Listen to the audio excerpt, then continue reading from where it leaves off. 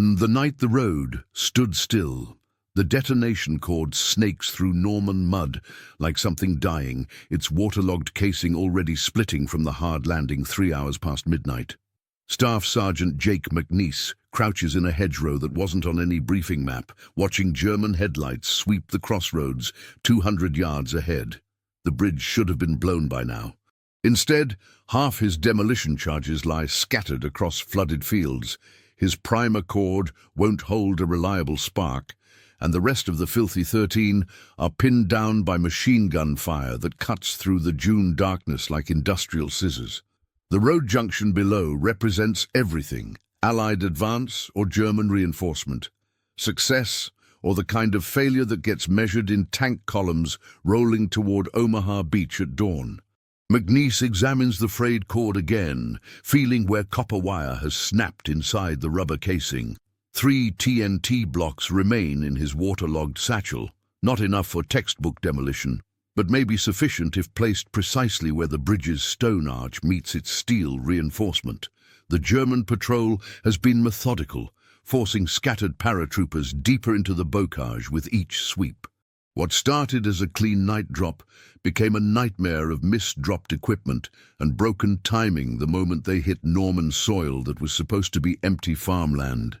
"Sarge, they're moving up the road again," whispers Corporal Bowers from the adjacent hedgerow.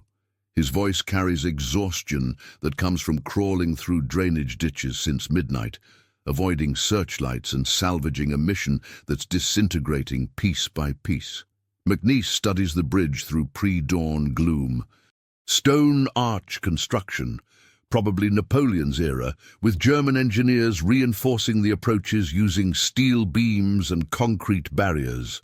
Taking it down requires precision placement, impossible with half his equipment scattered and enemy observation covering every approach. But the road must close. Too many lives depend on keeping German armor away from the beachhead. The damaged detonation cord becomes his focal point, tangible evidence of how perfect plans dissolve into improvisation. Every successful demolition he's completed started with reliable cord, dry primers, adequate time for placement. This morning offers none of those luxuries. Instead, he's working with salvaged explosives, enemy guns trained on the target, and a countdown measured in German reinforcement schedules rather than fuse timing. Private Kowalski appears at his elbow, breathing hard from a low crawl across 50 yards of open ground. "Lieutenant wants to know if you can make it work with what we got left." McNiece rolls the damaged cord between muddy fingers, calculating blast radius against structural weak points. The mathematics are simple: insufficient explosive, unreliable detonation system, and enemy fire covering the placement zone. Any demolition manual would call it impossible. But manuals don't account for the sound of tank engines growing louder in the distance, or the faces of men who jumped into Normandy trusting someone would figure out how to complete the mission. "Tell him I need 20 minutes and covering fire when I move." Kowalski nods and disappears back into the hedgerow, leaving McNiece alone with his calculations. The TNT satchel weighs heavier than its actual pounds. Each block represents choices about where to place limited explosives for maximum structural damage. The bridge's vulnerability lies where 19th century stone meets 20th century steel reinforcement, but reaching that point means crossing open ground under German observation. From his position, McNiece can see muzzle flashes from the machine gun nest that's kept them pinned since landing. German voices drift across the road junction, discussing patrol routes and defensive positions. The enemy seems confident, methodical, unaware that 3 blocks of TNT and 1 stubborn demolition sergeant might change their morning plans. He begins checking his remaining equipment: partial roll of damaged cord, backup primer that might fire if handled correctly, wire cutters and electrical tape for field repairs. Not enough for regulation placement, but possibly sufficient for improvised destruction if every connection holds and the timing works perfectly. The sound of distant engines grows stronger, mixing with artillery rumble from other sectors. Somewhere in the Norman darkness, tank columns are moving toward dawn, following roads that lead to beaches where thousands of Allied soldiers are still consolidating their foothold in occupied Europe. McNiece shoulders the satchel and begins his careful crawl toward the bridge, knowing that the next 20 minutes will determine whether this particular road stays open for German armor or becomes an impassable crater. The detonation cord trails behind him like a lifeline made of copper and desperate hope. If stories like this make you imagine what you'd do under fire, tell us in the comments how you think you'd react in this situation, and stay with us for the next chapters. The crawl to the bridge takes 37 minutes of movement measured in heartbeats rather than distance. Every few yards, German voices echo across the road junction, close enough that McNiece can distinguish individual words. Cigarette lighter clicks, the metallic scrape of weapons being cleaned. He carries 3 TNT blocks, damaged detonation cord, and a backup primer that represents his last reliable chance at completing the demolition. Norman hedgerows provide concealment, but no real cover from the machine gun that's been tracking movement since midnight. McNiece uses drainage ditches and farm debris for approach routes, moving when engine noise or conversation might mask the sound of equipment scraping against stone. The bridge looms larger as he closes distance, revealing structural details that weren't visible from the hedgerow. The stone arch shows stress fractures, where German engineers have been modifying load-bearing capacity for heavier vehicles. Steel reinforcement beams run parallel to the original construction, creating a hybrid structure that's stronger than pure stonework, but vulnerable if the right support points are eliminated. McNiece identifies the optimal placement zone where concentrated explosive might cause progressive collapse, turning the entire span into rubble. From this angle, the machine gun nest becomes visible, sandbagged position covering both bridge approaches and the surrounding fields. 2 crew members visible, possibly 3, with overlapping fields of fire that make any direct approach suicidal. McNiece calculates timing. He needs approximately 8 minutes under the bridge to rig charges properly, then another 4 minutes to reach minimum safe distance before detonation. The German patrol returns, boots echoing on stone as they inspect the bridge structure and discuss defensive improvements. McNiece freezes against the arch foundation, listening to conversation about reinforcement schedules and artillery coordinates. Information that would be valuable intelligence if he survives to report it. The voices fade as the patrol continues its circuit, leaving him alone with explosives and the weight of improvisation. Lieutenant Morrison appears at the hedgerow edge, using hand signals to communicate with Bowers about covering fire timing. The officer looks younger than his 23 years, carrying the responsibility of scattered paratroopers and a mission that's gone wrong in every possible way. Morrison joined the 506th PIR straight from officer candidate school, trained on textbook operations rather than the chaos of night drops into flooded Norman countryside. "How's he planning to make this work?" Morrison asks Bowers in a whisper that carries further than intended. "Same way he always does, sir. Make it up as he goes and hope the Germans cooperate." McNiece begins rigging the charges with methodical precision, working around damaged cord by splicing sections and reinforcing connections with salvaged wire. His hands move through muscle memory developed over months of demolition training, but his mind focuses on the variables that no training covered: waterlogged primers, insufficient explosive, and timing that depends on enemy cooperation rather than careful preparation. Each splice must be perfect. Each connection must hold electrical current despite moisture and field damage. There won't be time for testing or adjustment once the sequence begins. McNiece tapes connections and positions, TNT blocks, against the structural points where stone arch meets steel reinforcement, knowing that placement accuracy matters more than explosive quantity when working with limited charges. The backup primer begins showing signs of moisture damage, casing split along one edge, internal components possibly compromised. McNiece improvises a repair using electrical tape and wire from his field telephone, creating a firing system that might complete the circuit or might fail completely. No way to test it without triggering detonation. German voices return, discussing radio contact with armor columns approaching from the south, tank commanders requesting route confirmation and bridge load capacity. McNiece realizes the demolition has become time-critical.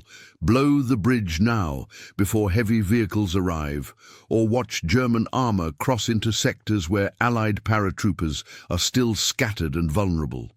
He completes charge placement and begins the careful retreat to minimum safe distance, unreeling damaged detonation cord and hoping electrical continuity holds despite multiple field repairs. The machine gun nest maintains its watch, crew members occasionally sweeping searchlights across approaches, but missing his withdrawal route through the drainage ditch. At the hedgerow, Morrison checks his watch and studies the bridge through borrowed binoculars. How long before those tanks get here? Maybe 20 minutes, Bowers estimates. Depends on road conditions and whether they're following the main route or taking secondary approaches. McNiece reaches the firing position with cord that barely stretches to safe distance. The improvised electrical connections represent 12 separate points where the system could fail, turning careful placement into wasted effort and leaving the bridge intact for German use. He prepares the firing sequence knowing that success or failure will be determined in the next few seconds. The sound of diesel engines grows stronger from the south, mixing with pre-dawn artillery and the distant rumble of aircraft heading toward other sectors. Dawn approaches across Norman countryside, bringing visibility that will end any chance of covert movement and expose scattered paratroopers to systematic German counterattack. The primer begins smoking 2 minutes ahead of schedule, sending thin wisps of grey into the pre-dawn air that might be visible to German observation. McNiece stares at the improvised firing system, watching moisture damage create an electrical short that could detonate his charges while he's still within lethal radius. The damaged detonation cord stretches across Norman mud like a question mark made of copper wire and electrical tape. The sound of approaching armor grows distinct enough to identify vehicle types, half-tracks and possibly Panzer IVs, moving in formation along the secondary road that leads directly to the bridge. German radio chatter increases from the machine gun nest, coordinates and timing updates that suggest armored reinforcement arriving within 15 minutes. Lieutenant Morrison crawls up beside McNiece, studying the smoking primer with the expression of someone watching his first improvised demolition. "Can you shut it down and restart?" "Not without losing the circuit completely," McNiece replies. "We go now, or we don't go at all." From other sectors comes the distant thunder of artillery and small arms fire, indicating that the scattered night drop has become a series of individual firefights across Norman hedgerows. Radio reports filter through company communications. Some objectives secured, others abandoned, most units operating with partial strength and improvised equipment. The kind of chaos that makes single bridges critically important to overall success or failure. Corporal Bowers maintains watch on the German machine gun position, counting crew members and tracking their alert status. They're getting nervous about something. Lot more radio traffic than an hour ago. The smoking primer represents everything wrong with the mission. Equipment damaged in the drop, timing compressed by enemy activity, and success dependent on field repairs that might work once or might fail catastrophically. McNiece has handled hundreds of demolitions during training, each one following careful procedures with tested equipment and adequate time for preparation. This morning offers none of those luxuries. Private Kowalski returns from a reconnaissance of alternate routes, breathing hard and carrying news that changes tactical calculations. German patrol found Jackson and Williams about half a mile south. They're pushing sweeps toward our position. The timeline compresses further. Incoming armor from one direction, infantry sweeps from another, and a bridge that must be destroyed before either force arrives in strength. McNiece examines his improvised firing system one final time, checking connections that represent 12 points of potential failure between intention and result. Morrison studies the tactical situation through field glasses, calculating distances and timing with the precision of someone trained to coordinate multiple moving pieces. But textbook coordination breaks down when half the pieces are missing and the other half are operating with damaged equipment under enemy fire. The lieutenant's responsibility extends beyond this single bridge to scattered paratroopers who need time to consolidate and defensive positions that depend on denying German armor quick access to critical road networks. "How certain are you about the placement?" Morrison asks. "Certain enough if everything works the way it's supposed to. And if it doesn't?" McNiece doesn't answer directly, but his expression suggests contingency planning that extends beyond official doctrine. The Filthy 13 developed their reputation by accepting missions that conventional units considered impossible, using methods that training manuals didn't cover. Sometimes that meant success through improvisation. Sometimes it meant failure with consequences that echoed across entire operations. The German machine gun crew begins repositioning their weapon, adjusting fields of fire to cover additional approach routes. Standard defensive procedure when expecting armor support, but it also indicates awareness of American paratroopers in the immediate area. The tactical situation is deteriorating toward direct contact, with McNiece's demolition as the only factor that might prevent German armor from exploiting gaps in Allied defensive lines. From the south, diesel engine noise grows loud enough to distinguish individual vehicles. Half-track reconnaissance elements, probably, followed by heavier armor, moving at road march speed. Standard German reinforcement doctrine: probe with light forces, then commit tanks when resistance is identified and bypassed. The smoking primer reaches critical temperature, indicating electrical activity that could complete the circuit within seconds or minutes. No way to predict timing with moisture-damaged components and field repairs. McNiece positions himself at maximum safe distance, knowing that the explosion, if it comes, will be followed immediately by German reaction and the kind of firefight that scattered paratroopers rarely survive. Morrison checks his watch and makes the command decision that's been building since midnight. Do it. McNiece connects the final circuit, sending electrical current along damaged detonation cord toward TNT blocks positioned against structural points that represent the difference between success and catastrophic failure. The current travels at the speed of physics through connections made from salvaged wire and electrical tape, carrying the mission toward resolution that will be measured in seconds. Would you follow the orders exactly, or trust what your own eyes and instincts tell you in a moment like this?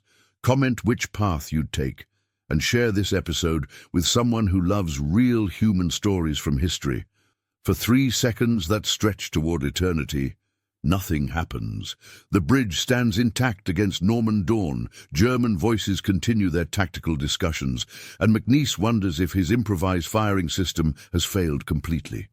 Then the TNT blocks detonate in sequence, sending a shockwave through stone and steel that seems to pause time before the destruction begins.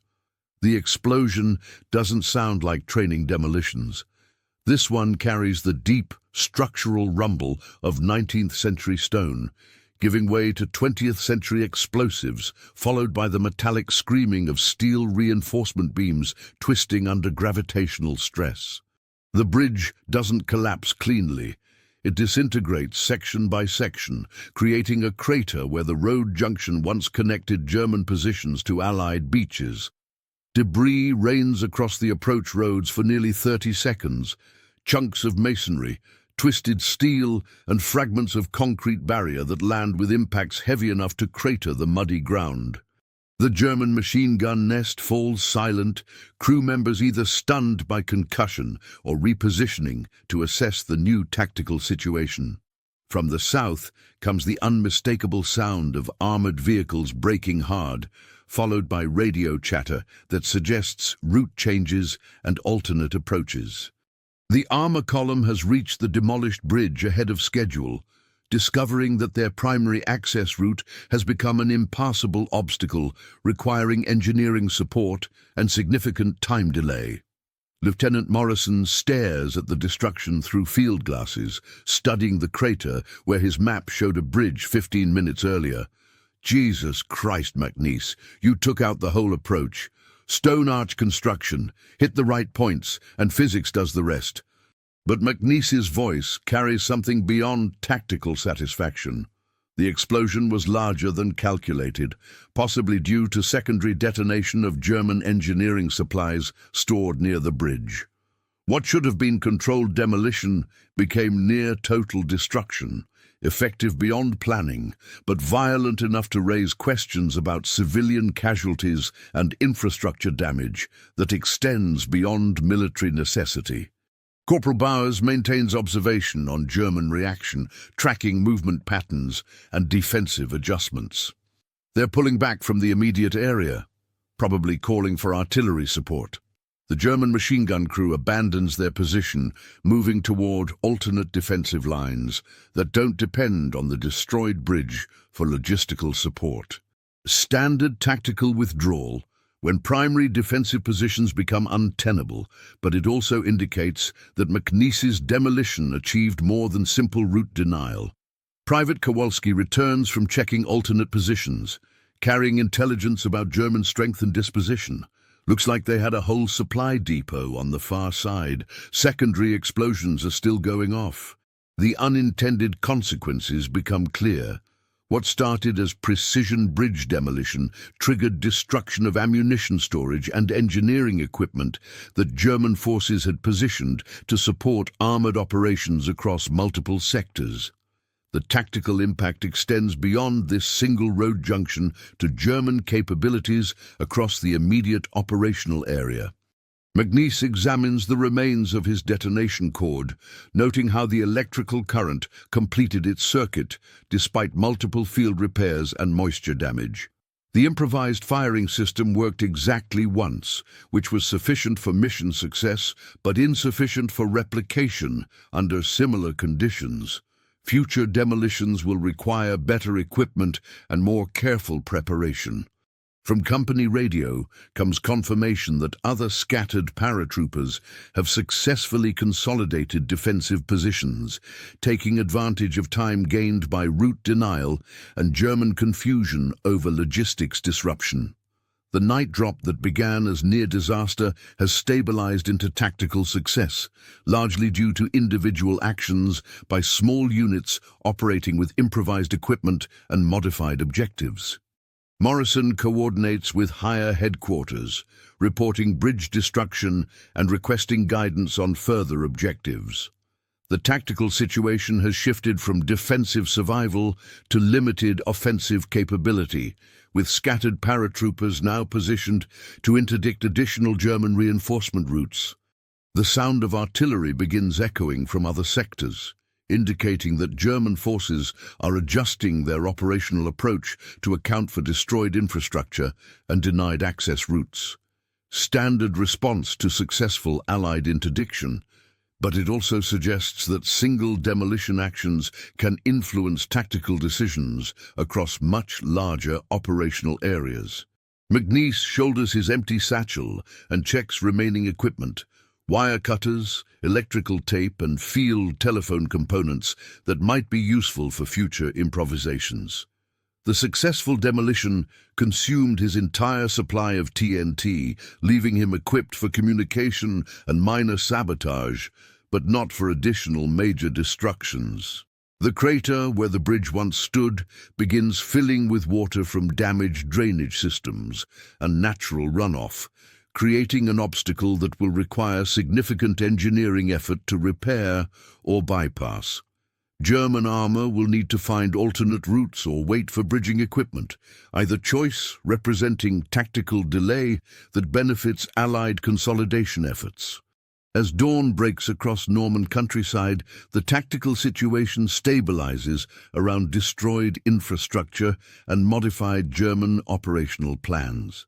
McNiece's improvised demolition achieved its immediate objective, while creating secondary effects that extend beyond original planning, demonstrating both the effectiveness and unpredictability of field-expedient solutions to tactical problems.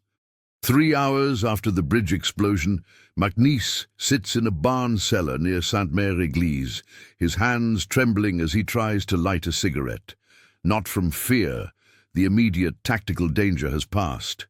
The trembling comes from something deeper, a delayed reaction that he's never mentioned in any after-action report, and never will.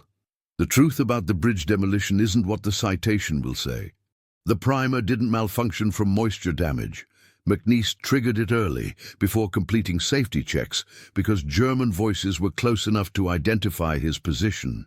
The explosion was larger than planned, because he used unstable primer cord that should have been discarded, hoping the extra chemical energy would compensate for insufficient TNT placement. Lieutenant Morrison appears in the cellar doorway, carrying coffee and the expression of someone who's been writing reports that compress 37 minutes of chaos into 3 paragraphs of tactical summary. Headquarters wants details about the demolition, technique, equipment, timing, standard placement, 3 blocks on structural points, electrical firing. Morrison studies McNiece's face, noting details that won't appear in official documentation. The hand tremor, the way his eyes avoid direct contact when discussing technical aspects, the careful omission of specific timing and safety procedures. You sure about that? The real story involves choices that demolition manuals explicitly forbid, using damaged primers, triggering detonation without adequate safety distance, and gambling with unstable explosives because textbook procedures would have meant mission failure. McNiece made those choices alone, accepting personal risk to achieve tactical objectives, but the psychological cost extends beyond immediate physical danger. Corporal Bowers joins them in the cellar, carrying rations and news from other scattered units. Jackson and Williams made it back. Germans found their landing zone, but missed them in the sweep. What about casualties from the explosion? Bowers hesitates, checking Morrison's expression before answering. German supply depot had civilians working there. French laborers, probably conscripted. No way to know how many were there when it went up. The secondary explosion that made McNiece's demolition more tactically effective also killed people who weren't combatants, weren't making tactical decisions, and weren't aware that American paratroopers were rigging explosives 200 yards away. The tactical success carries moral weight that will follow McNiece through subsequent missions and into post-war memory. Private Kowalski appears with radio updates from regimental headquarters, carrying news that places the bridge demolition in broader operational context. Whole sector is stabilizing. German armor got rerouted through areas where our guys were ready for them. The tactical impact cascades through operational planning. Delayed German reinforcement allowed Allied consolidation, denied routes forced enemy armor into prepared defensive positions, and disrupted logistics created supply problems that affected German capabilities across multiple sectors. Single bridge destruction influenced tactical decisions at division level and above. But McNiece knows the operational success stemmed from personal choices that violated training, endangered his men, and resulted in civilian casualties that headquarters doesn't want to quantify or investigate. The heroic narrative emerging from official reports omits the moral complexity of improvised solutions under desperate conditions.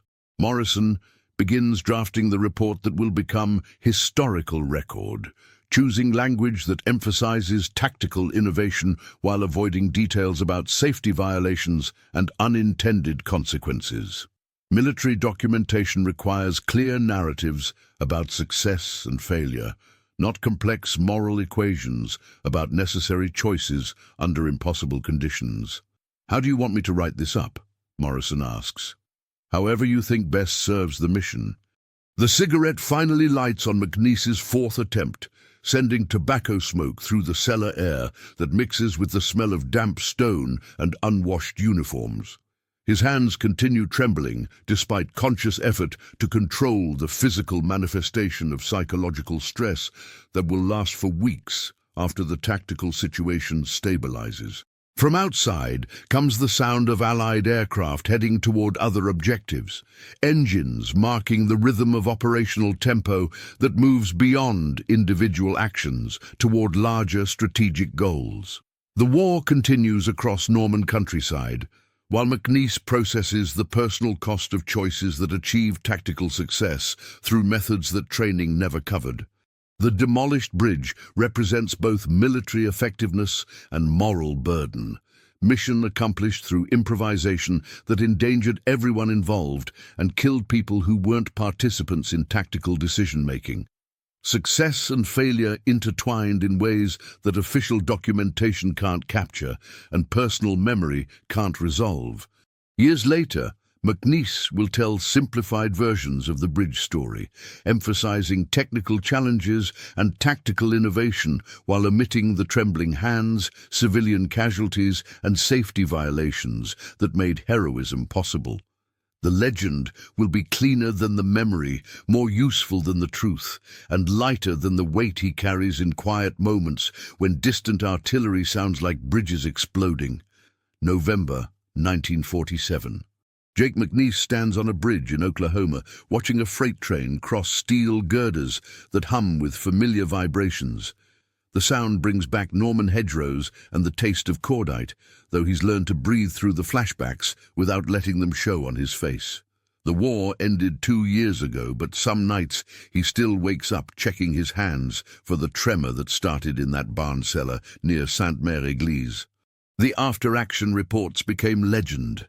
Then recruiting material, then chapter headings in unit histories that describe the Filthy 13 as unconventional warriors who got impossible jobs done through courage and improvisation.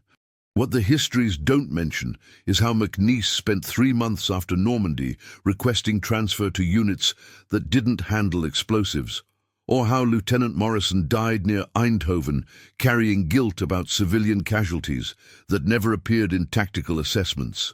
A letter arrived last week from Corporal Bowers, now working construction in Pennsylvania and dealing with his own collection of memories that don't match the stories. Bowers wrote about running into a French refugee who'd been near the bridge that night, who mentioned hearing American voices and secondary explosions that lasted until dawn. Small details that add weight to choices made in darkness under German observation. The freight train passes, leaving silence that gets filled with everyday Oklahoma sounds. Traffic, conversations, church bells marking time that's measured in hours rather than heartbeats. McNiece works construction now, building bridges instead of destroying them, but his hands still move with the muscle memory of splicing detonation cord and calculating blast radius under pressure. Sometimes people recognize his name from newspaper articles or veteran reunions, asking about the war and expecting stories that match the heroic narratives. He tells simplified versions, scattered paratroopers, damaged equipment, improvised solutions that worked out better than planned. He doesn't mention the trembling hands, the civilian casualties, or the way certain sounds bring back the taste of fear mixed with tobacco smoke and wet Norman earth.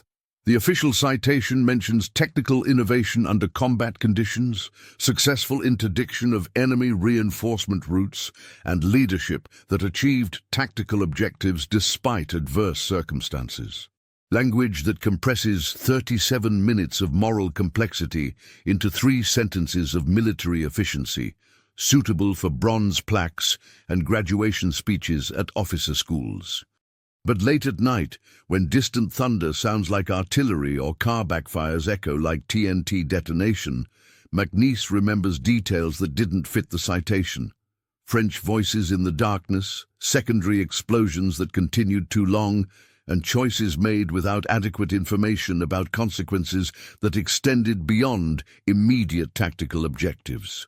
The bridge beneath his feet carries freight trains and automobile traffic across a river that's never seen combat, connecting Oklahoma towns that measure success in bushels per acre rather than bridges destroyed per mission. Peaceful construction that serves civilian purposes, building connections rather than eliminating them, creating infrastructure rather than turning it into craters.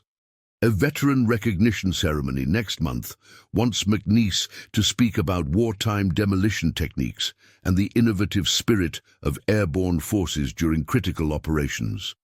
He'll attend and offer remarks that emphasize teamwork, training, and technical competence, while avoiding discussion of psychological costs and moral ambiguities that don't fit inspirational narratives.